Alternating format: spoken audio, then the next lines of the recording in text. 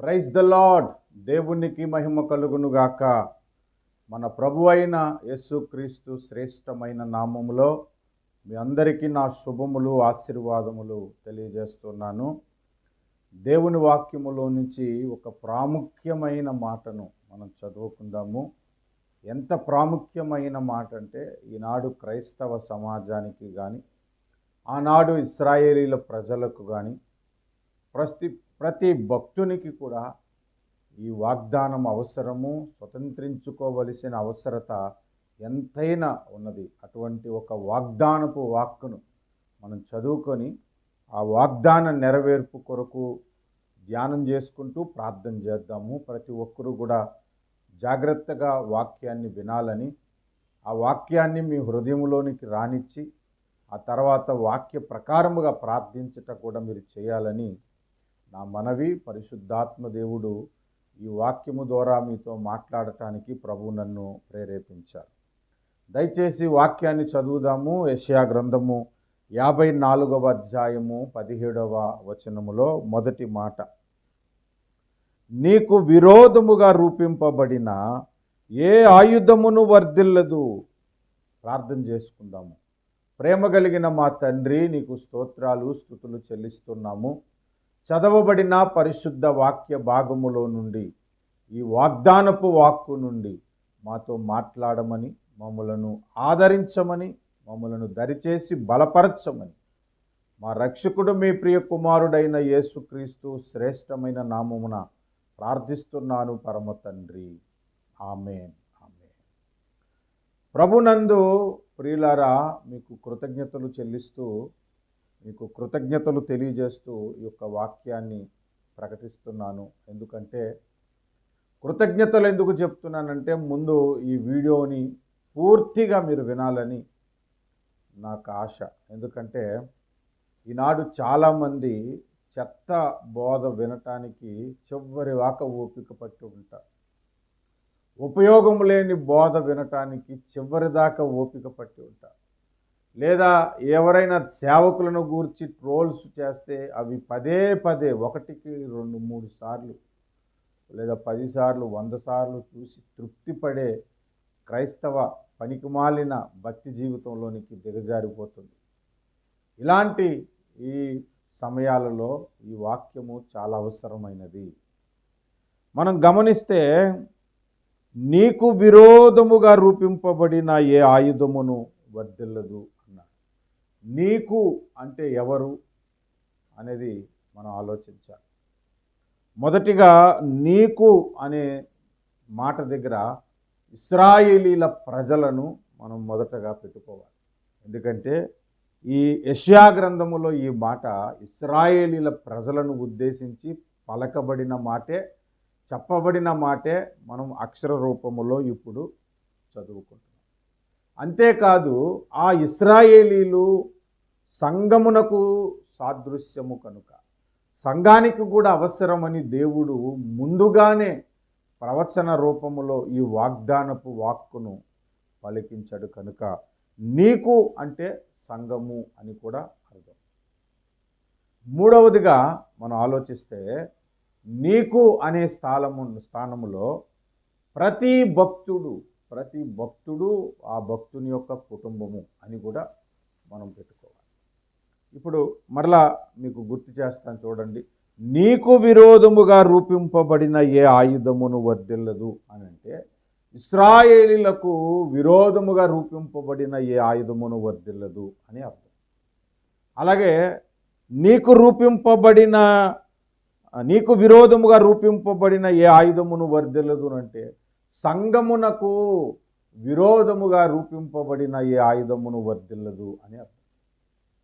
నీకు విరోధముగా రూపింపబడిన ఏ ఆయుధమును వర్ధిల్లదు అని అంటే, పర్సనల్గా ప్రతి భక్తునికి విరోధముగా రూపింపబడిన ఏ ఆయుధమును వర్ధిల్లదు అని అర్థం. మీరు గమనించాలి, ఆనాడు ఇశ్రాయేలీల ప్రజలకు లేదా ప్రస్తుతం ఉన్న ఇశ్రాయేలీల ప్రజలకు కానీ, సంఘమునకు కానీ, ప్రతి భక్తునికి కానీ ఎప్పుడు విరోధముగా ఆయుధములు రూపింపబడుతూనే ఉంటాయి. ఆ ఆయుధములు రూపింపబడక మానవు. ఎప్పుడు విరోధముగా ఆయుధాలు అనేవి నిర్మాణం అవుతూనే ఉంటాయి మన కొరకు. ఎందుకంటే అసలు ఆయుధాలు ఎందుకు నిర్మాణం అవుతాయి? ఆయుధాలు అనేవి దేనికి తయారు చేసుకుంటారు అని అంటే, ఒక మనిషిని చంపటానికి, ఒక దేశాన్ని నాశనం చేయటానికి, ఒక వ్యవస్థను నాశనం చేయటానికి, ఏదైనా పాడు చేయటానికి అవసరం అయినది వెపన్స్ కదా. మరి ఆయుధాలు ఎందుకు నిర్మాణము చేస్తాడు దుష్టుడనంటే, మనలను చంపటానికి, ఇశ్రాయేలులను చంపటానికి, సంఘాన్ని నిర్మూలన చేయటానికి ఆయుధాలు అనేవి దుష్టుడు ఎప్పుడు నిర్మాణం చేస్తూనే ఉంటాడు, రూపిస్తూనే ఉంటాడు. ఆ ఆయుధాలను ఎన్ని రూపింపబడినా కూడా, ఎంత బలముగా రూపింపబడినా కూడా దేవుడు దాన్ని వర్ధిల్ల చేయడని వాక్యము మనకి సెలవిస్తుంది. మీరు ఇక్కడ గమనించండి, ఏ ఆయుధమును వర్ధిల్లదు అన్నాడు. ఆ ఏ అనే మాట మనం తీసేస్తే, నీకు విరోధముగా రూపింపబడిన ఆయుధమును వర్ధిల్లదు అని వస్తుంది. అంటే ఏదో ఒక ఆయుధమే అన్నట్లు. అదే ఆ ఏ అక్కడ యాడ్ చేసాము అనుకోండి, ఎన్ని విధాలైన ఆయుధాలు ఏర్పాటైనా ఏ ఆయుధము కూడా వర్ధిల్లదు. ఎన్ని ఆయుధాలను వాడు రూపిస్తాడో మన మీద, ఎన్ని విధాలుగా ఆయుధాలను తయారు చేస్తాడో మన మీద, సంఘం మీద, ఇశ్రాయేలుల మీద, అవేవి కూడా వర్ధిల్లదు అని అంటున్నాడు. ఏ అనే మాటలో ఎన్నో ఆయుధాలను దుష్టుడు మన మీద రూపిస్తున్నాడని అర్థం. ఆ ఏ అనే మాటలో ఇంకొక మాట ఏంటో తెలుసా? ఏ ఆయుధమును వర్ధిల్లదనంటే, ఆ ఏ అనే మాటలో ఆ ఆయుధం అది ఎంత పెద్దదైనా, ఎంత బలమైనదైనా, ఎంత శక్తివంతమైనదైనా వర్ధిల్లదు అని దేవుడు మనకిక్కడ వాగ్దానం చేస్తున్నాడు. ఇక్కడ మనం గమనిద్దాము, నీకు అనే దగ్గర ఇశ్రాయేలీలు, సంఘము, ప్రతి భక్తుడు లేదా భక్తుని యొక్క కుటుంబము అని మనం చెప్పుకున్నాం. మనకు విరోధముగా ఎలాంటి ఆయుధాలు రూపింపబడతాయి అనంటే, ఇశ్రాయేలీలకు ఎలాంటి ఆయుధాలు ఆ దినములలో రూపింపబడ్డాయి అనంటే, మీరు గమనించాలి బాగా. వాక్యము లోపట విషయాలు మనం తెలుసుకుంటే కనుక, సంఖ్యాకాండము 23, 24 అధ్యాయాల్లో మనం చూస్తే, ఇశ్రాయేలీల ప్రజలను శపించటానికి బాలాకు బిలామును ఏర్పాటు చేసుకొని, బిలాము ద్వారా ఇశ్రాయేలీలను శపించాలి అనుకున్నాడు. అంటే అక్కడ నిర్మాణమైన ఆయుధం ఏంటంటే, శాపముకు ఇశ్రాయేలీలను గురి చేయటానికి బిలామునే ఒక ఆయుధముగా వాడుకున్నాడు. బిలాము దగ్గరున్న ఆ వరమునే ఒక ఆయుధముగా దుష్టుడు వాడుకున్నాడు అని మనం చెప్పాలి. ఎందుకంటే బిలాము శపిస్తే ఆ ఇశ్రాయేలు ప్రజలు శపించబడతారు. శపించబడిన తర్వాత మోయాబు దేశం మీద యుద్ధానికి వెళ్ళినప్పుడు వారు గెలవలేరు అనేది. ఆ బిలాము ద్వారా ఒక దుర్బోధను చేపించాడు ఇశ్రాయేలీలకు. అంటే దుర్బోధనే ఆయుధము అని. అపవిత్రతలోనికి ఇశ్రాయేలీలను పడిపోయేలాగా దుర్బోధ ఉపయోగపడింది. దాన్ని బట్టి సంఖ్యాకాండం 25వ అధ్యాయము 23, 24, 25వ అధ్యాయం మనం చూస్తే, ఇశ్రాయేలీలు అనేకులు వ్యభిచారములో పడిపోయారని, దానిని బట్టి తెగులు వచ్చిందని, 1000 మంది చనిపోయారని మనం అక్కడ చదువుకుంటున్నాం. అంటే ఇశ్రాయేలీల మీద ఆనాడు వాడు ఎటువంటి ఆయుధమును రూపించాడు అనంటే, శపించటానికి బిలామునే ఒక ఆయుధముగా వాడుకున్నాడు. బిలాము ద్వారా ఒక దుర్బోధను, ఒక తప్పుడు బోధను చేయించి అది ఒక ఆయుధముగా వాడు వాడుకున్నాడు. ఇంకా మనం గమనిస్తే, మనం కొంచెం లోతుగా మనం వెళ్తే, ఎస్తేరు గ్రంథములో ఇశ్రాయేలీలను అసలు లేకుండా చేయటానికి హమానును, అతని కుయుక్తిని ఒక ఆయుధముగా వాడుకున్నాడు. అక్కడ సందర్భం అంతా మనం చదివి ధ్యానం చేసి సమయాన్ని వృధా చేసుకోకుండా నేను పాయింటే చెప్తున్నా. ఇశ్రాయేలీలు లోబడటలేదని, వంగి నమస్కారం చేయట్లేదని ఇశ్రాయేలీల మీద పగ పెంచుకున్నాడు ఒక మొర్దెకై ద్వారా.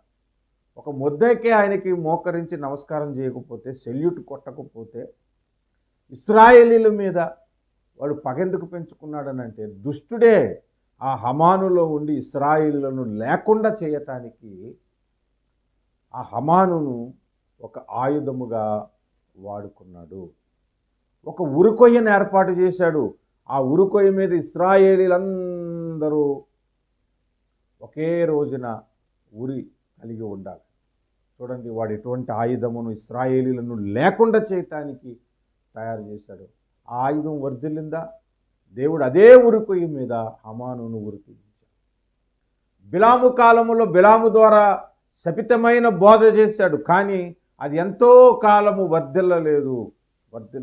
ఫీనెహాసు ద్వారా ఆ తెగులు నశించిపోయినట్లు సంఖ్యాకాండ 25లో మనం చదువుతున్నాం. ఇంకా మనము ఆలోచన చేస్తే ఇశ్రాయేలీలను నశింప చేయటానికి, ఇశ్రాయేలీలను ఫిలిస్తీన్లకు దాసులుగా చేయటానికి ఫిలిస్తీన్లలో గొలియాతును ఒక ఆయుధముగా తయారు చేశారు. గొలియాతును వర్ధిల్లిందా? ఆ గొలియాతును పడగొట్టేలాగా దేవుడు దావీదును ఏర్పాటు చేసుకున్నాడు. ఇశ్రాయేలీల మీద ఎన్ని దాడులు జరిగాయో అన్నాడు, ఎన్ని ఆయుధాలు రూపింపబడ్డాయో అన్నాడు. కానీ ఏ ఆయుధమును కూడా దేవుడు వర్ధిల్లనీయలేదు. ఇప్పటికీ కూడా ఇశ్రాయేలీల మీద అనేకమైన దాడులకు ప్రయత్నిస్తున్నారు. అనేకమైన దేశాలు వారు, ఆ మధ్యప్రదేశ్లో ఉన్న ఆ పాలస్తీనా దేశం, వారు ఇతర దేశాలు. ఇంకా లేఖనాలను మనం పరిశీలనగా చదువుకుంటే యెహెజ్కేలు గ్రంథం 38వ అధ్యాయం ప్రవచనం ఉంది. రష్యా మిత్ర దేశాలు కూడా ఇశ్రాయేలీల మీద యుద్ధానికి తెగబడతాయని, రూపింపబడతాయని, నిర్మాణం అవుతాయని, అనేకమైన ఆయుధాలను సిద్ధపరచుకొని వస్తాయని బైబిల్ మనకి ప్రవచన వాక్కు చెప్తుంది. అయినా కూడా ఈ వాగ్దానమును దేవుడు నెరవేరుస్తాడు. ఇశ్రాయేలీలకు విరోధముగా రూపింపబడిన ఏ ఆయుధము కూడా వర్ధిల్లదు అని దేవుడు మాట్లాడుతున్నాడు. ఇక్కడ మనం ఇంకొకటి చూద్దాము. నీకు విరోధముగా రూపింపబడిన ఏ ఆయుధమును వర్ధిల్లదు అంటే ఇశ్రాయేలీలని మొదటగా మనం చెప్పుకున్నాం. రెండవది సంఘమునకు విరోధముగా అనేకమైన ఆయుధాలు ఇప్పుడు రూపింపబడుతున్నాయి. ఎలాంటి ఆయుధాలు అనంటే మీరు బాగా గమనించండి. ఇప్పుడు క్రైస్తవుల మీద ఎక్కువగా దాడులు జరుగుతున్నాయా? మతోన్మాదముతో వాళ్ళు మత పిచ్చితో క్రైస్తవ వ్యాన్లను పగలగొడుతూ, బైబిల్ను చింపి తగలబెడుతూ, రక్షణ పొందకుండా, స్వార్థ ప్రకటించకుండా, బాప్తిస్మాలు పొందకుండా, మందిరాలు కట్టకుండా, మందిరాలను కూలద్రోస్తూ అనేక విధాలుగా ఈ మతోన్మాదులు కొన్ని సంస్థలు పెట్టుకొని చేస్తున్నవి. ఇవన్నీ సంఘానికి విరోధముగా రూపింపబడుతున్న ఆయుధాలే. దేవుడు దాన్ని వర్ధిల్లనివ్వడు. అది వర్ధిల్లుతున్నట్లు కనబడుతుంది, కానీ అది వర్ధిల్లదు. సంపూర్ణముగా అవి నాశనం అయిపోతాయి. దాని వెనక పనిచేస్తున్న ఏ రాజకీయమైనా సరే, ఎటువంటి రాజకీయ పార్టీలైనా సరే, దేవుడు దాన్ని వర్ధిల్లనివ్వడు. సంఘమునకి అంతిమ విజయమును కలుగజేస్తాడు.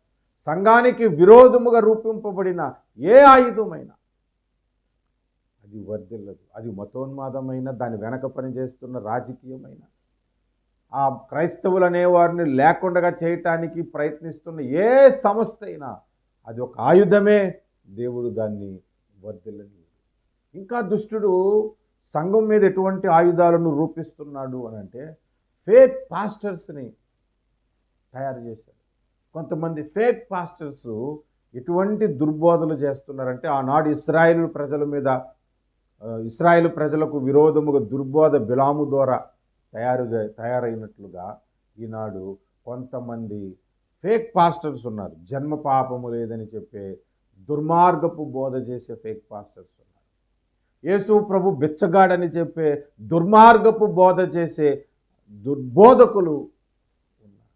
త్రిత్వమును గూర్చి సరైన అవగాహన లేక యేసు దేవుడు కాదు, దేవుడు ఒక్కడే, తండ్రి ఒక్కడే దేవుడు, యేసు ప్రభువును ఒక పాత్రగా వాడుకున్నాడని ఒక దుర్బోధ అనే వెపన్ ఈనాడు సంఘానికి విరోధముగా రూపింపబడింది. ఏమీ కూడా వర్ధిల్లవు. మతోన్మాదము వర్ధిల్లదు, దాని వెనక పనిచేస్తున్న రాజకీయాలు వర్ధిల్లవు. ఎంతమంది సేవకులను చంపటానికి ప్రణాళికలు కలిగి ఉన్న అవి వర్ధిల్లవు. ఎన్ని దుర్బోధలు వచ్చినా అవి వర్ధిల్లవు. ఇంకా ఎలాంటి వెపన్స్ను సంఘం మీదకు విరోధంగా దుష్టుడు తయారు చేస్తున్నాడంటే, పిచ్చి పిచ్చి పాటలు రాసి పిచ్చి పిచ్చి గంతులు వేస్తూ అర్థం పర్థం లేని పాటలతో, డీజే మ్యూజిక్లతో సంఘానికి విరోధముగా కొన్ని ఆయుధాలు సేవకుల ద్వారానే నిర్మాణం అవుతున్నాయి. దేవుడు దాన్ని కూడా వర్ధిల్లనీయడు. అందుకే ఈ వాగ్దానము ఇశ్రాయేలులు, సంఘస్థులు, ప్రతి విశ్వాసి కూడా స్వతంత్రించుకోవలసిన వాగ్దానము ఈ వాగ్దానం.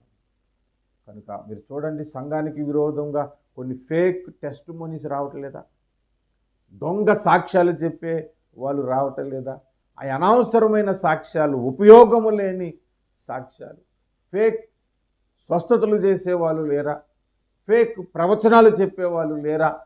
ఇవన్నీ సంఘానికి విరోధముగా రూపింపబడుతున్న సాతాను యొక్క ఆయుధాలు. సాతాను నిర్మాణం చేస్తున్నటువంటి ఆయుధాలు ఇవన్నీ కూడా. ఎటువంటి ఆయుధమైనా, ఏ విధమైన ఆయుధమైనా అది వర్ధిల్లదు అన్నారు. అది ఎంత బలమైన ఆయుధమైనా దేవుడు దానిని వర్ధిల్లనీయుడు అని చెబుతున్నాడు. ఇశ్రాయేలుకు విరోధముగా ఎన్ని ఆయుధాలను, ఎన్ని ప్రణాళికలను దుష్టుడు కలిగి ఎన్నెన్నో ఆయుధాలను నిర్మాణం చేశాడు. దేవుడు దాన్ని వర్ధిల్లనీయలేదు. ఈనాడు సంఘం మీద దాడులు చేయటానికి, సంఘాన్ని బలహీనం చేయటానికి, సంఘ వధువు నిర్మాణము కాకుండా దుర్బోధలనే ఆయుధాలను దుష్టుడు రూపొందిస్తున్నాడు. కొంతమంది ఫేక్ సేవకులను తీసుకొస్తున్నాడు, దొంగ అపోస్తులను తీసుకొస్తున్నాడు, దొంగ ప్రవక్తలను తీసుకొని వస్తున్నాడు వెపన్స్గా వారిని. దేవుడు వాటిని వర్ధిల్లనీయడు అని ఈ వాగ్దానం చెప్తుంది. ఈ వాగ్దానం పట్టుకొని ప్రార్థన చేస్తే మనం నిజంగా ధన్యులం అయిపోతాం, గొప్ప ప్రతిఫలం మనం పొందుకుంటాం. ఎందుకంటే ఇశ్రాయేలు మీదకు విరోధంగా వచ్చిన ఆయుధాలు వర్ధిల్లనీయకు ప్రభువా, సంఘానికి విరోధంగా వస్తున్న ఏ ఆయుధము కూడా వర్ధిల్లనీయకు నాయన, ఈ వాగ్దానము నెరవేర్చబడునుగా కానీ మనం ప్రార్థన చేయాలి. ఈనాడు ఎంతమంది ఫేక్ పాస్టర్స్ ఉన్నారండి, ఎంతమంది ధనము కొరకే సేవ చేసేవాళ్ళు లేరు.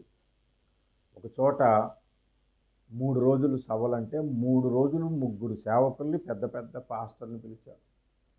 మొదటి రోజు సేవకుడు ఏం చెప్పాడంటే ఆశీర్వాదం కొరకు చెప్పాడు.